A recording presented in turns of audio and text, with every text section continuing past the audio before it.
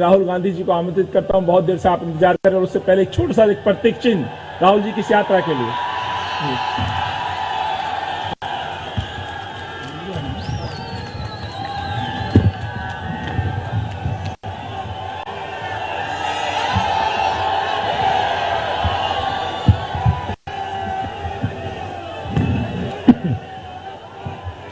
खारगे जी, भैया इसको थोड़ा उल्टा करके इसको घुमा देंगे जरा, इनको घुमा दीजिए।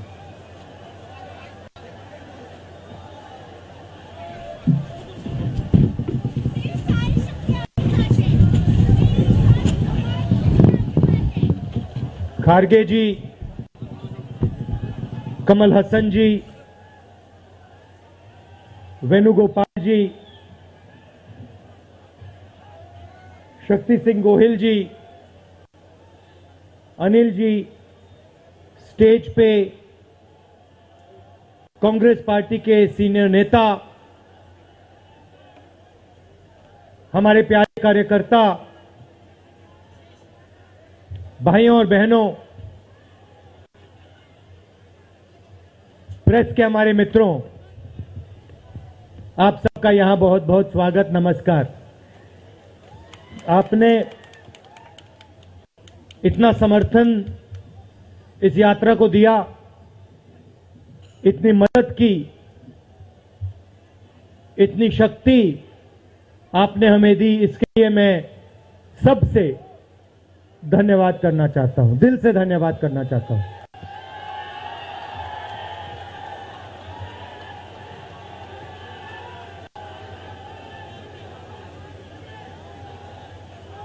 इस यात्रा का लक्ष्य भारत को जोड़ने का है।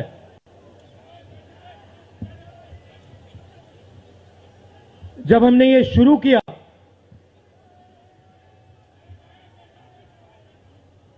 कन्याकुमारी में यात्रा शुरू की,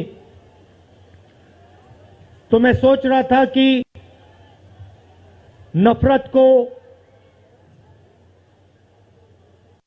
मिटाने की जरूरत है, और मेरे दिमाग में था कि इस देश में सब जगह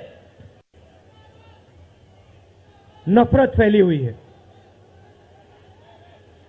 मगर जब मैंने चलना शुरू किया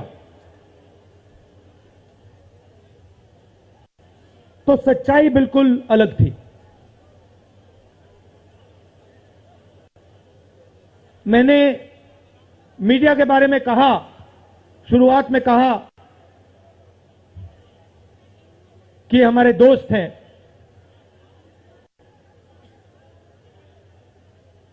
दोस्त हैं,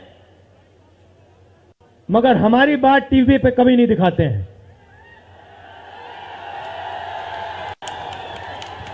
और वो तो तब भी ठीक है, वो ठीक है, हमारी बात नहीं उठाएं तो ठीक है, कोई प्रॉब्लम नहीं है, मगर ये एक और काम करते हैं, इनकी गलती नहीं है। देखिए, ये जो यहां खड़े हैं, इनसे गुस्सा मत होइए,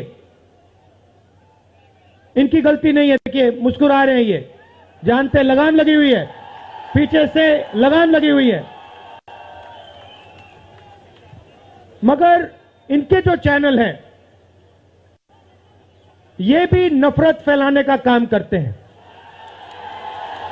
24 घंटा हिंदू मुस्लिम, हिंदू मुस्लिम, हिंदू मुस्लिम, हिंदू मुस्लिम, हिंदू मुस्लिम।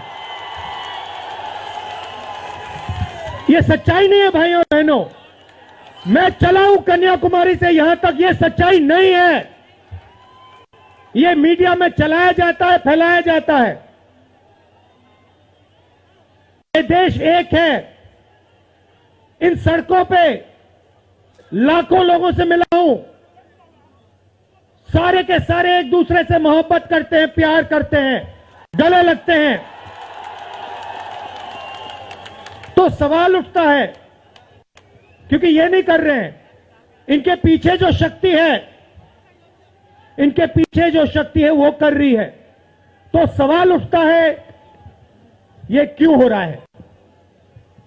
जब सच्चाई ये है कि देश का आम नागरिक, चाहे हिंदू हो, मुस्लिम हो, सिख हो, ईसाई हो, किसी भी जात का हो, वो एक दूसरे से प्यार करता है, मोहब्बत करता है, एक दूसरे की इज्जत करता है। 90% लोग इस देश के एक दूसरे से प्यार करते हैं, मोहब्बत करते हैं, इज्जत करते हैं। देखिए मेरे सामने, ये देखिए, घूम के देखिए, ये जैन मंदिर है, गुरुद्वारा है, मंदिर है, मस्जिद है, ये है हिंदुस्तान।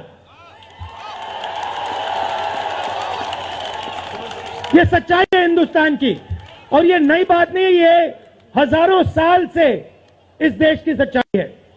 प्यार से ये देश मिलकर एक साथ रहा है। तो सवाल उठता है, ये जो मीडिया के लोग हैं, ये नहीं, जो इनके पीछे हैं, ये नफरत क्यों फैलाना चाहते हैं? आपने कभी पूछा अपने आप से कि मीडिया 24 घंटा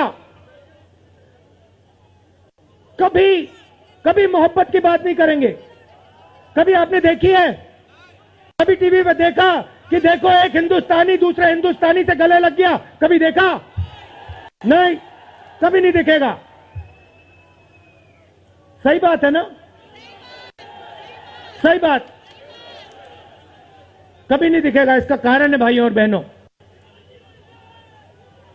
मैं आपसे पूछना चाहता हूं, आप में से किसी का कभी जेब काटा गया है?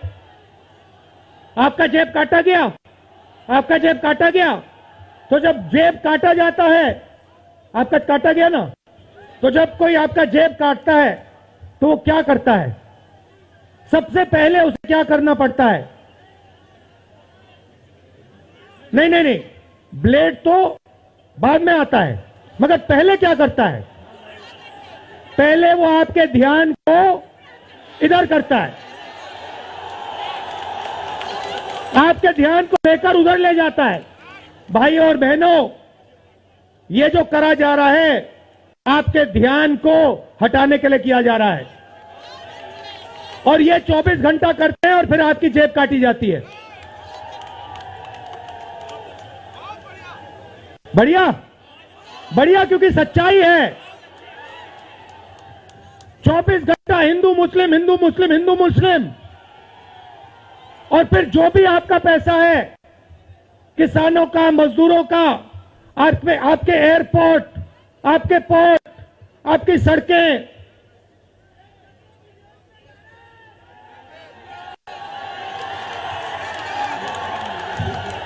सीधा किसके जेब में? इनके मालिक के जेब में।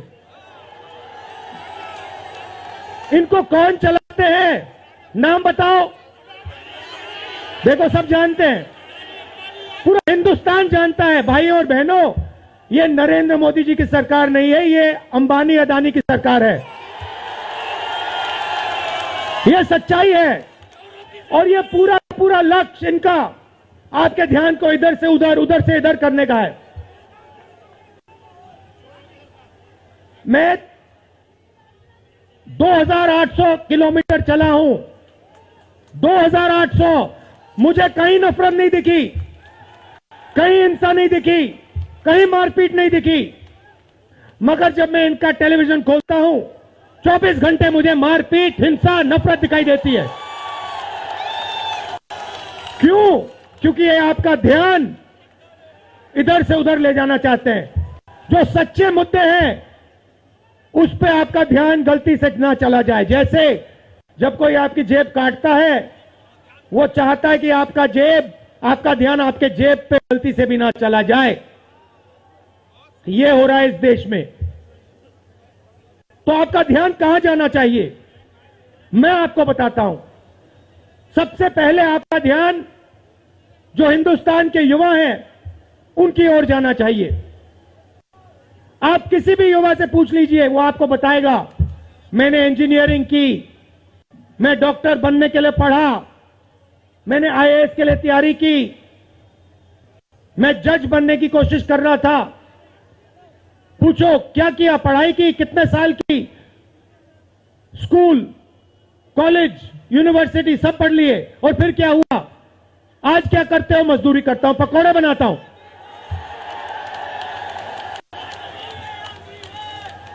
बेरोजगारी क्यों आई, मैं आपको बताता हूं। और जो हमारे छोटे व्यापारी हैं, जो स्मॉल और मीडियम बिजनेस चलाते हैं, आप अच्छी तरह सुनिए, क्योंकि आप इस देश के भविष्य हो। अगर इस देश को कोई रोजगार दे सकता है तो इस देश का किसान और ये जो छोटे व्यापारी हैं और स्मॉल और मीडियम बिजनेसेस चलाते हैं, ये लोग हैं। क्यों? क्योंकि ये लाखों हैं, ये लाखों में हैं। और कोई 100 लोगों को रोजगार देता है, कोई 500 को देता है, कोई 1000 को देता है, कोई 25 को देता है, कोई 35 को देता है, और ये लोग देश को रोजगार देते हैं। अब इनकी बात करते हैं। ये 24 घंटे लगे रहते हैं, बैंक के दरवाजे इनके लिए बंद होते हैं। हिंदुस्तान के 2-3 अरबपतियों को 1 लाख करोड़, 2 लाख करोड़, 3 लाख करोड़ ऐसे दिया जाता है। ये बैंक के सामने जाते हैं, इनको धकेल के निकाल दिया जाता है। राइट? अब क्या? ठीक है, बैंक का पैसा नहीं दिया तभी मान ली बात, तब भी मान ली बात। मगर फिर क्या किया? फिर प्रधानमंत्री ने नोटबंदी की और प्रधानमंत्री ने गलत जीएसटी लागू की। भाई और बहनों, ये पॉलिसी नहीं है, ये हथियार हैं। छोटे व्यापारियों को, स्मॉल और मीडियम बिजनेस वालों को और किसानों को मारने के हथियार हैं ये। और जब इन्होंने ये काम किया तो देश के जो युवा हैं उनको रोजगार नहीं मिल सकता, सवाल नहीं उठता। क्योंकि जो रोजगार देने वाले हैं उनकी रीढ़ की हड्डी आपने तोड़ दी। किसके लिए तोड़ी? किसके लिए तोड़ी? इनके जो मालिक हैं उनके लिए तोड़ी। गेम को समझो। अब देखिए, अब आगे चलते हैं। युवाओं की बात की, स्मॉल और मीडियम बिजनेस वालों की बात की, दुकानदारों की बात की। अब सड़कों पे मुझे हजारों किसान मिले हैं। 1 सेकंड में पहचान लेता हूं, जैसे ही हाथ मिलाता हूं समझ आ जाता है ये मजदूर है या ये किसान है। हाथ से पता लग जाता है, छिले हुए हाथ होते हैं। अच्छा, एक और सवाल है जो मैं सोच रहा हूं।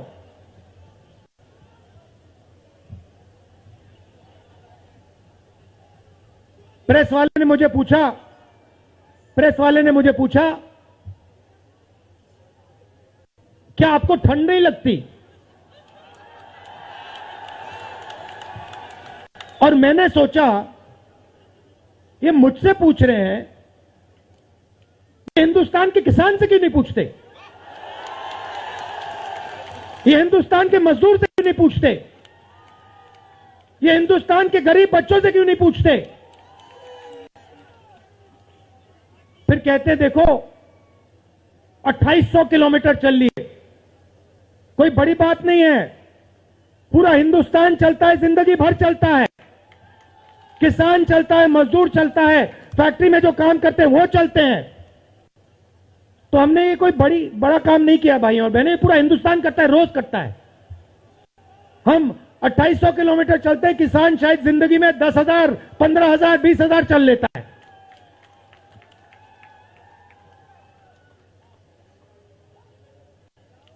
तो मैं चाहता हूं कि ध्यान सही जगह जाए।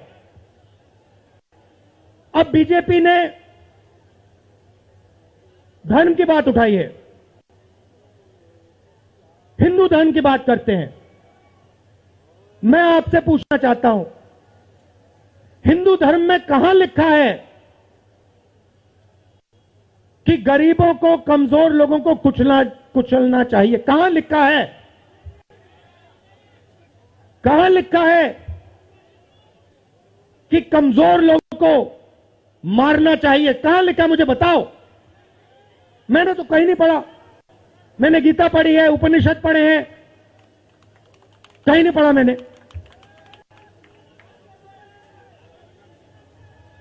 आपने पढ़ा कहीं? गले लगाने की बात होती है। अच्छा ठीक है, देखिए अब ये लोग देश में डर फैला रहे हैं।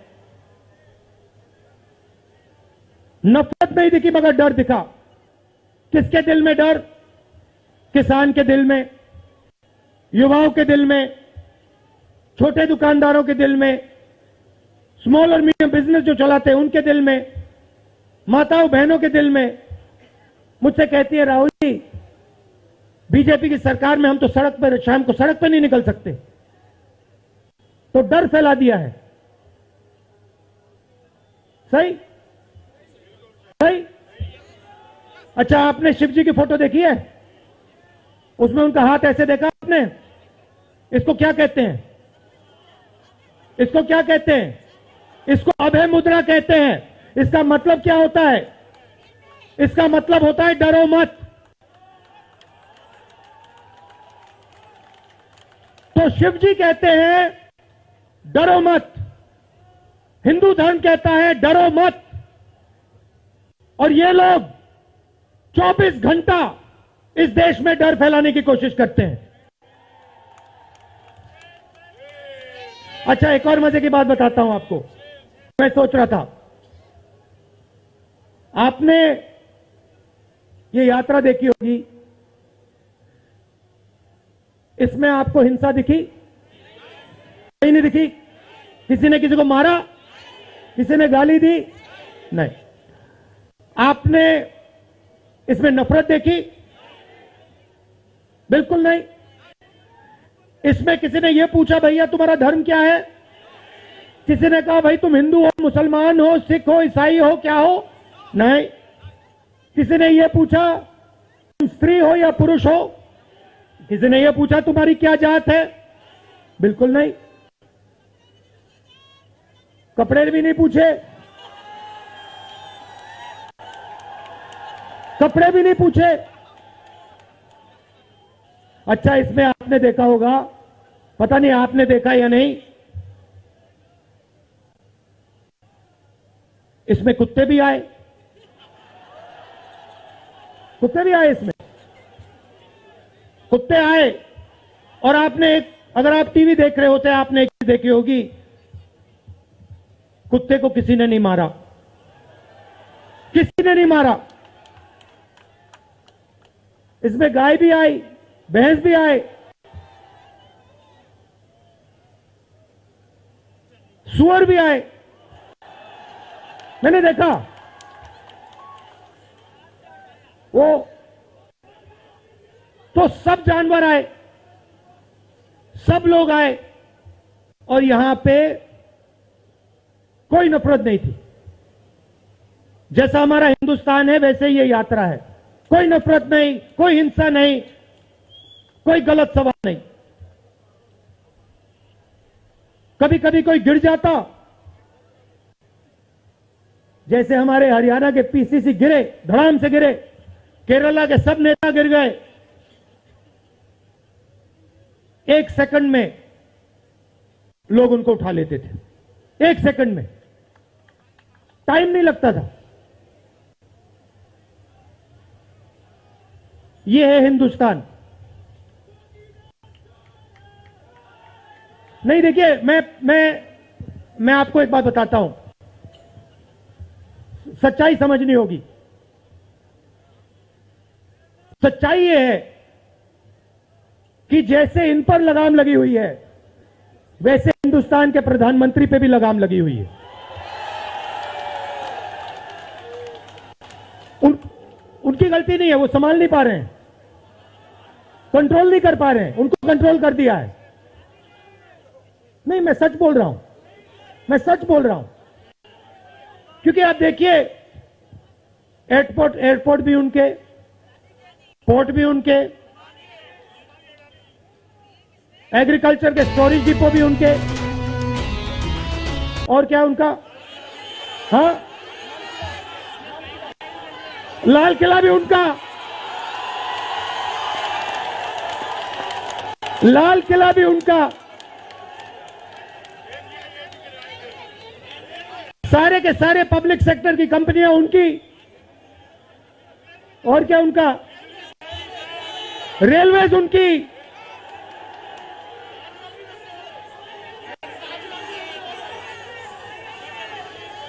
अभी भाइयों और बहनों ताजमहल भी चला जाएगा, तो सब कुछ उनका।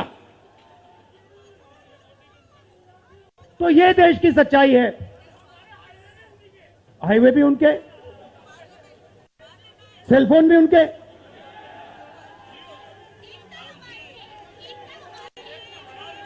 मगर सच्चाई हमारी। आप देखिए, मैं आपको बताता हूं, आपको मैं बताता हूं, अपनी कहानी बताता हूं। जब मैं राजनीति में आया, 2004 में आया,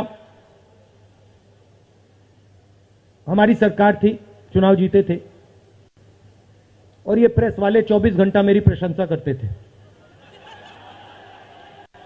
24 घंटा, 24 घंटा, राहुल गांधी, राहुल गांधी, राहुल गांधी, राहुल गांधी। फिर मैंने क्या किया, मैं चला गया भट्टा परसोल। नहीं, सुनो, आपको समझना है ये है क्या। मैं भट्टा परसोल गया और मैंने किसानों का जो जमीन का मामला है उसको छेड़ दिया।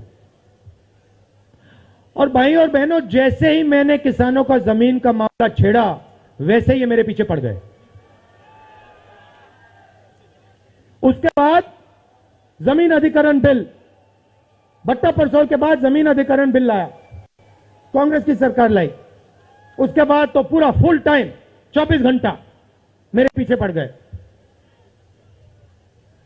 प्रधानमंत्री जी ने, बीजेपी ने, मैं आपको सच्चाई के बारे में बताना चाह रहा हूं, प्रधानमंत्री ने, बीजेपी ने हजारों करोड़ रुपए लगा दिए मेरी छवि को खराब करने में।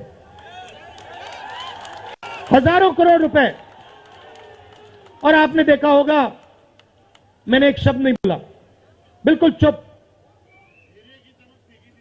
बिल्कुल चुप। मैंने एक शब्द नहीं बोला। मैंने ये नहीं बोला भैया ये गलत बोल रहे हैं, ये ठीक नहीं है ना, मैं बिल्कुल चुप, चुप। क्योंकि मैंने कहा चलो देखता हूं कितना दम है, और लगाया। पूरी की पूरी मीडिया लग गई, व्हाट्सएप पे लगाया, फेसबुक पे लगाया, सब जगह 24 घंटा राहुल गांधी के बारे में। कुछ नहीं बोला मैंने, पूरे देश में फैला दिया। और फिर 1 महीने मैंने आपको सच्चाई दिखा दी,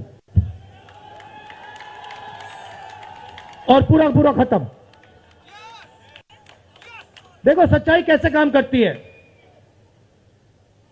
सच्चाई को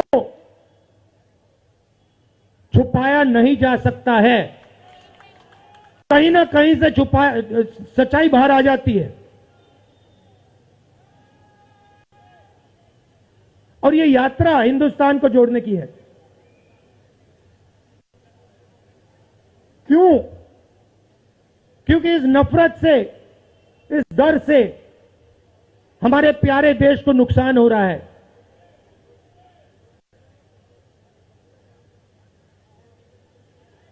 ये सच्चाई है। और इसीलिए हमने ये यात्रा कन्याकुमारी से लेकर कश्मीर तक शुरू की है। और ये जो हमारा तिरंगा है, इसको हम श्रीनगर में जाके वहां पे लहराएंगे। और आप में से हजारों लोग हमारे साथ चलोगे, हजारों लोग चलोगे।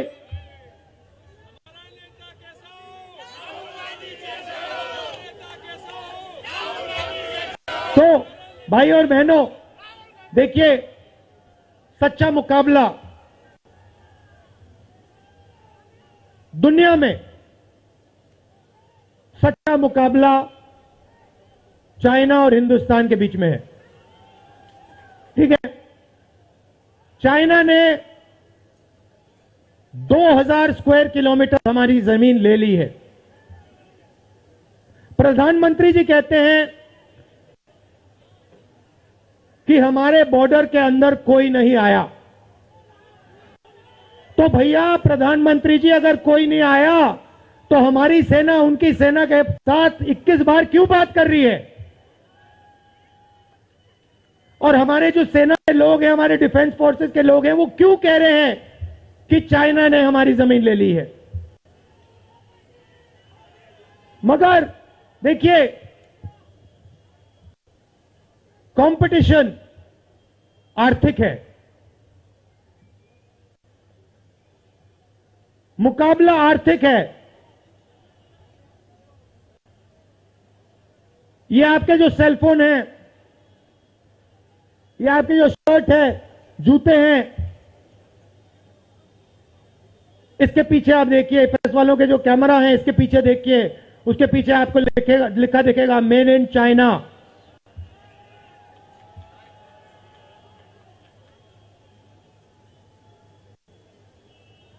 हमें शर्ट के पीछे, सेलफोन के पीछे, जूतों के नीचे मेड इन इंडिया लिखना है।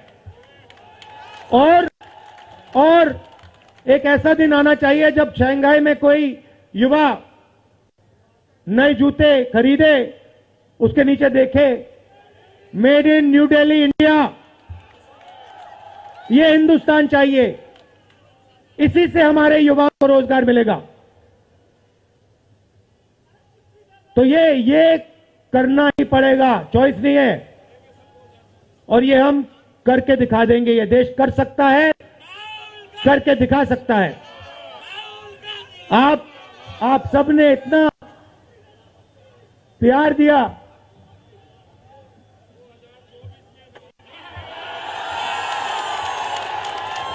आपने इतना प्यार दिया।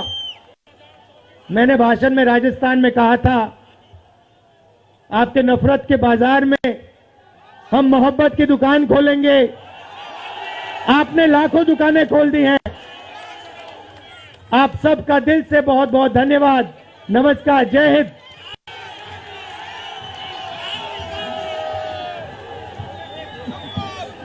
धन्यवाद सर।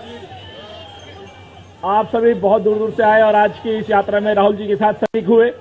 दिल्ली दिल वालों की है, आपने आज ये सिद्ध कर दिया। दिल्ली दिल वालों की